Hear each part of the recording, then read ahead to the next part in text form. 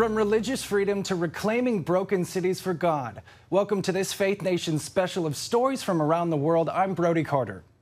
Well, China and Russia have long topped lists of the worst violators of religious freedom. A more recent addition to the State Department's annual report, Afghanistan. In tonight's top story, Abigail Robertson has more on the countries engaged in the most egregious violations of religious freedom and the United States response. This year's release opened on a positive note, highlighting certain progress worldwide in the expansion of religious freedom, like Iraq's first invitation to the Pope to visit the country. This report is about spreading that kind of progress to more parts of the world. Secretary of State Blinken sees the impact of the historic papal visit as profound. He sent a message not only to Iraqis, but to the whole world that Islam and other religions can sit together peacefully. Still, the report reveals much work to be done, calling out many repeat offenders like China for religious freedom violations. China continues its genocide and repression of predominantly Muslim Uyghurs and other religious minority groups. Since April 2017, more than 1 million Uyghurs, ethnic Kazakhs, Kyrgyz, and others have been detained in internment camps in Xinjiang. International Religious Freedom Ambassador Rashad Hussain claims Russia has doubled down on violations since invading Ukraine in March. President Putin sought to justify the unprovoked and unjustified invasion of Ukraine through the blatantly false pretext of denazification. The report also highlighted how religious freedom has deteriorated since the Taliban regained control of Afghanistan in 2021. The Taliban regime and rival militant group ISIS-K have detained, intimidated, threatened, and attacked members of religious minority communities. Hussain says thanks to technology and social media, the U.S. has more allies helping combat religious freedom violators than ever before. We have mechanisms to shed light on abuses taking place, and we have the means to hold bad actors accountable. Secretary Blinken and Ambassador Hussain both emphasized America's commitment to protecting and advancing religious freedom rights around the world and urged foreign governments to speak out and protect the most vulnerable. Reporting from Washington, Abigail Robertson, CBN News. When the United States withdrew from Afghanistan, there was a massive shift in America's intelligence community. As national security correspondent Caitlin Burke reports, eyes that once monitored Afghan threats are now refocusing on communist China. U.S. intelligence experts are in the business of adapting. During the Cold War, the focus turned to Russia. After 9/11, the priorities switched to counterterrorism. Now a new era is underway. We see a pivot back towards great power conflict, Russia and China in particular, but also Iran and North Korea. Challenges from nation states, not from terrorist organizations. Former CIA officer Paul Colby, now an intelligence expert at Harvard, says China in particular will be a long-term focus. China represents an enduring threat. So for the next 1, 2, 5, 10, 20, 50 years, we're going to be having some of the same discussions. To counter Beijing, intelligence agencies have quietly moved hundreds of officers and major resources to this threat. Last October, the CIA launched the China Mission Center, a unit focusing explicitly on Beijing. The CIA is also making emerging technologies a priority, given how the Chinese have used it as a primary means of espionage. The Chinese have shown that they are willing to pursue our personal data at a scale unlike anything anywhere else in the world. FBI Director Christopher Wray says China holds more U.S. corporate and international data than any other country combined, and regularly targets U.S. government, infrastructure, and research. Intelligence officials also believe this data is gathered through apps like TikTok. If you can collect that massive amount of data on a regular basis, just using artificial intelligence and other analytic tools, there's tremendous advantages if you can get that. Collecting data on Beijing, however, is no easy feat. China is a closed authoritarian state with a massive surveillance apparatus and major restrictions on what's allowed in and out of the country. Colby says the U.S. will need to take a play from their book to be effective. To understand what's happening in China, to understand their capabilities, and to understand their plans and intention, what's in Xi Jinping's head, That requires a large, focused, patient intelligence collection effort. Even as more attention shifts to China, intelligence officials say fighting al-Qaeda and other terror groups remains a top priority. Caitlin Burke, CBN News, Washington. A safe haven amid a humanitarian crisis. Next on Faith Nation, how a church in Mexico is reaching refugees trying to make it to America.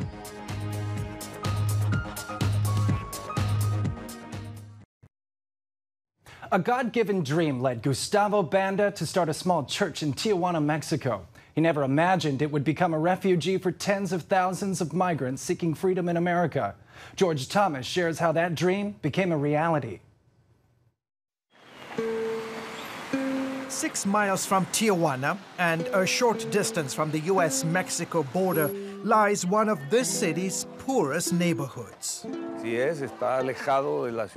This area is on the outskirts of the city. Not everyone knows about it. Not everyone wants to come here either. It's easy to see why. There are no paved roads. The hillside is strewn with garbage. There's no sewage system here, and crime is rampant.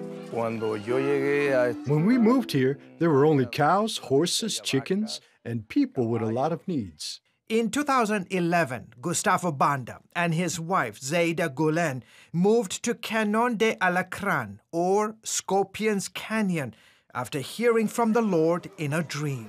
It was a clear mandate from God to move here, even though there was absolutely nothing in this place. Teachers by trade, the Mexican couple were touched by the overwhelming needs of the community. Most folks here were poor subsistence farmers. God gave me a dream that I had to build a church. We worked for 8 months, day and night. We knew God was going to do something special, but nobody had a clue about what really was going to happen. That year, Templo Embajadores de Jesus, or Ambassadors of Jesus, was born in the heart of Scorpion's Canyon.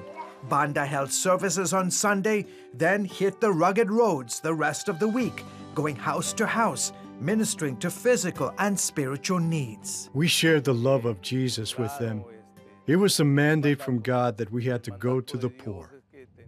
In 2016, that focus drastically changed when thousands of Haitians, escaping poverty and back-to-back natural disasters, began to carve a dangerous 7,000-mile path to the U.S.-Mexico border. Many landed on the church's doorsteps, less than 30 minutes from the San Isidro border. Within months, 22,000 Haitians had arrived in the city of Tijuana. The church became a place of refuge. I did not know, nor did I ever imagine, that there would be so many people in the church. Since then, Banda has opened his church doors to migrants from all parts of the world. It started with migrants coming from Haiti, Africa, Pakistan, and the Middle East. Today, we mainly have people from El Salvador, Guatemala, Ecuador, Nicaragua, Colombia, and some from Mexico. It's hard to tell, but we estimate about 35,000 people have come through the church, easily. 1,200 were staying in the church the day CBN News visited. We feed them 3 times a day. We try to help them with all their needs. At nighttime, the entire church becomes one big giant dorm, where everyone sets up their beds on the floor, and sometimes there's no room to even walk on the floor. Redding Castillo from Honduras has been here for 4 months. He says gangs killed his father and threatened to take his life as well. Thank God that I'm not in danger anymore. They are not sending me the threatening messages like they used to. 24-year-old Jacqueline Ortiz from Guatemala is here with her 2 girls. I'm so thankful to God because if these doors of the church weren't open, I don't know where I would be. I don't go hungry here. My daughters don't go hungry. We have a warm place, we have a roof, and all thanks to God and to the people that help us. Most migrants stay here an average of 6 months before trying to legally cross the border. Church volunteers run a school for the children, oversee computer training, and provide other skills that will help migrants prepare for their new life in America. Area churches and NGOs also pitch in with food and other essential supplies. The most important thing for the migrants to know when they get here is that there is hope, and although they have left their families behind, all of us that are here have become their family. Come Sunday, everyone picks up their bed and dresses up for a lively church service. I know that I only have a little bit of time with them, so my job is for them to know as much as they can about Jesus, baptize them, and send them to the United States believing in Jesus. Pastor Gustavo started the church back in 2011 with no idea that he would be housing thousands of migrants from around the world.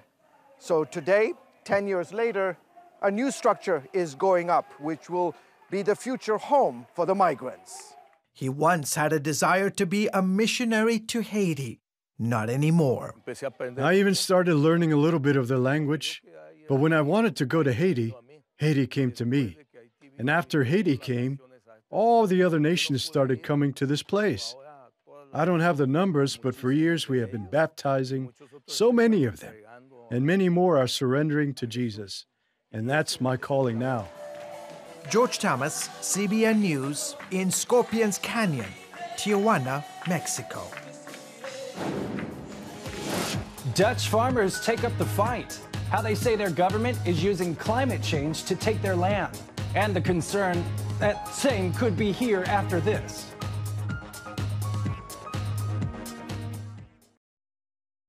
Welcome back. In the Netherlands, farmers are taking their tractors out of the fields and into the streets. They're protesting a government plan to shrink their farms and take their land, all in the name of climate change.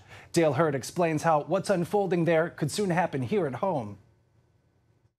The most efficient system in history of growing food and getting it to consumers, modern farming, is under attack, blamed for causing climate change.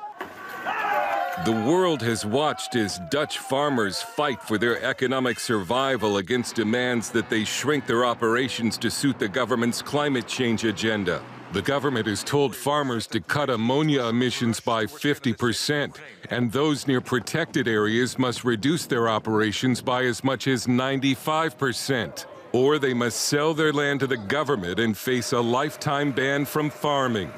Farmers responded by spraying government buildings with manure, and police shot at this 16-year-old boy. Jos Ubels, vice president of the Farmers Defense Force in the Netherlands, tells us negotiations are not going anywhere, and a bad situation is continuing to escalate. We are fighting for our rights to produce and to live as a human being in our country, in a democracy, where we have the right to go on the street to protest against legislations, and we have the right to produce via our permits. If you check our production rates and how we work, we produce very high level, very high scale, good healthy food, traceable, all with a little environmental impact. Farmers around the world who are also seeing their way of life under attack have demonstrated in solidarity. American farmers who are already subject to a host of regulations could face even more restrictions. But politicians should view what happened in Sri Lanka as a cautionary tale. Sri Lanka's ban of chemical fertilizers in farming caused the struggling nation's agricultural sector and then its economy to collapse. It ended with protesters frolicking in the presidential swimming pool after the nation's leader fled the country. Sri Lanka was supposed to be the poster child of modern organic farming.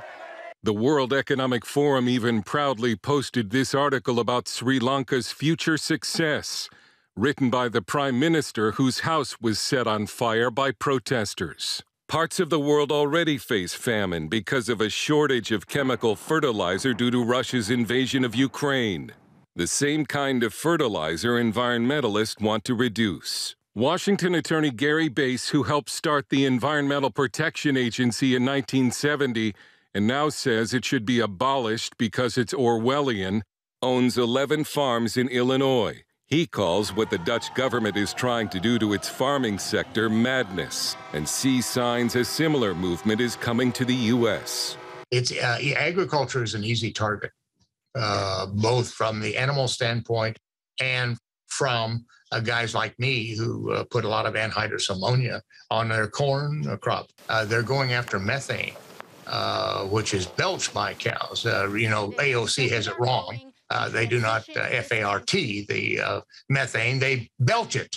Base believes the era of cheap food at the grocery store is over, not just from inflation, but because of growing environmental regulations on farming, and says Sri Lanka should be a warning to leaders who want to experiment with food production. That's what happens when you don't have food. Nevertheless, the Biden administration appears to be coming after farmers. Steve Malloy, editor of the website junkscience.com, writes that a new study by the EPA claims that farm dust kills 17,000 Americans per year, the same EPA standards that basically killed the coal industry. These are people who want to control every aspect of our lives, and that includes energy production and use and food use. They believe food production is a major contributor to global warming. They're not going to give up on agriculture. They don't like agriculture. Former U.S. Ambassador to the Netherlands, Piet Hoekstra, says if the Dutch government wins this battle against its farmers, who are the second largest exporters of agricultural products in the world behind the United States, it will only make the global food shortage worse. The Dutch will not experience food shortages, but there may be other parts of the world that will, because this food is going to go away. Any government willing to risk its food supply in order to fight climate change might want to keep Sri Lanka in mind. Dale Hurd, CBN News. Coming up, if a picture says 1,000 words, 1 million photos must have quite the story to tell. How images captured the rebirth of Israel.